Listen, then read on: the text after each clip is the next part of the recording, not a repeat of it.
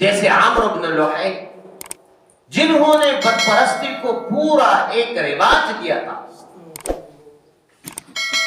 جبکہ حضور صلی اللہ علیہ وسلم کے آباء و اجداد سے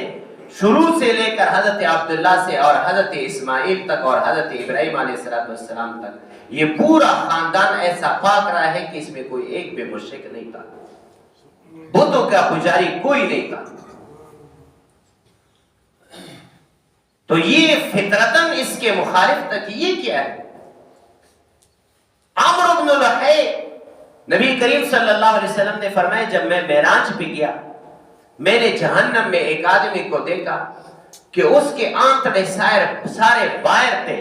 اور وہ اپنے آنتڑوں کو کھینچ رہا تھا جہنم میں۔ تو میں نے پوچھا کہ یہ آدمی کون ہے جو اتنے سخت ترین عذاب میں مبتلا ہے کہ اس کے آنتڑے آگ میں جل رہی ہے، وہ تو اندر جل رہے ہیں لوگوں کے اور یہ باہر نکلے ہوئے جل رہے ہیں۔ تو مجھے بتائے گئے کہ عمرو بن لوحی ہے جس نے سب سے پہلے خانہ کعبہ میں بت لائے ہیں۔ یہ خزاعہ خاندان کے تھے،